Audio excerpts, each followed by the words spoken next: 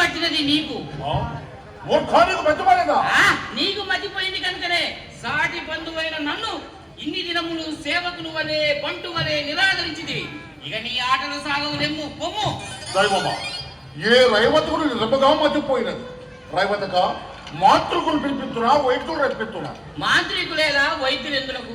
ఇది భావమర్దుల సమస్య, మనలో మనమే తీర్చుకొనగలను. నేను వేయి ప్రశ్నలకు సరైన సమాధానాలు ఇమ్ము. సరే అడుగుము.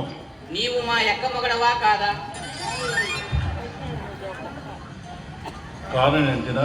అక్క మొగుడు ఏ మొగును? పోనీ నీకు నేను ఏ మొగుదును? ఆ ఊరునకు ఈ ఊరు ఎంతో, ఈ ఊరునకు ఆ ఊరు అంతే. ఏమయ్యా సాటి వారిలో వీరు వీరు మా బావగారని చూపినా నీకు చిన్నతనమా, గౌరవ లోపమా? నీవేమన్నా నాకు జీతం ఇచ్చుతున్నావా?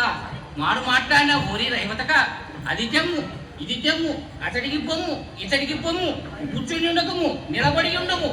ఇది యా సరి సమానము. నీవు నాకు చేయి మర్యాదలు. నీవట్లే నిలబడి ఉండము, నేనిట్లే కూర్చుని ఉండదు. దైవమా, తమ్ముడు శ్రీకృష్ణుడు అట్లాయి, నమ్మిన పంటైన రైవతకుడు ఇట్లాయి. ఏమిటి ఇంకా నువ్వు నమ్మిన పంట అంచున్నావే కాను. లోకమున భార్య తమ్ముడంటే ఎంత గౌరవం తెలియనా బావా బలరామా? ఆహా నారదమునింద్ర, నీ మూలంలో కదా పోయిన నా గౌరవం కొంతవరకైనా సంపాదించుకుంటున్నాను. నీకు నారదుపదేశమా?